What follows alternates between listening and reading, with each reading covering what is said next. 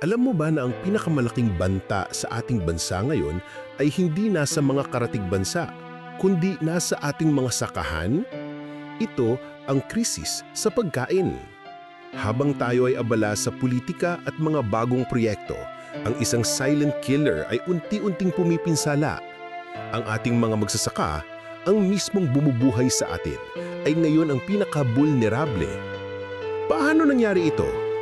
Dati, ang Pilipinas ay isang agrikultural na bayan. Ngayon, tayo na ang isa sa pinakamalaking importers ng bigas sa buong mundo. Isipin mo yon.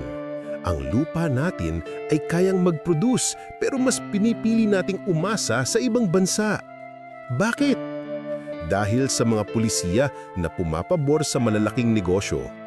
Dahil sa pagkasira ng mga irigasyon. Dahil sa pagkalat ng mga imported na produkto na mas mura kaysa sa atin.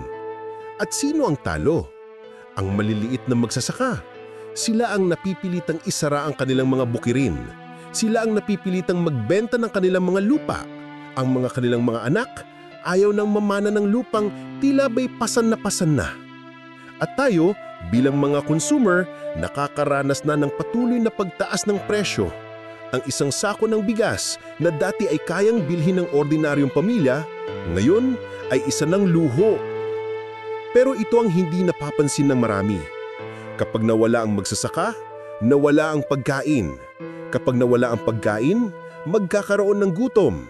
At kapag nagkagutom, magkakaroon ng kaguluhan. Ang tanong, paano natin ito huhulmahin? Dapat bumalik ang suporta sa lokal na agrikultura. Dapat bigyan ng tamang halaga ang mga magsasaka. Dapat ituro muli sa mga kabataan ang kahalagahan ng pagtatanim. Ang pagkain ay hindi lamang produkto. Ito ay seguridad. Ito ay kalayaan. Ang bawat butil ng bigas ay may kwento ng pagtitimpi at pag-asa.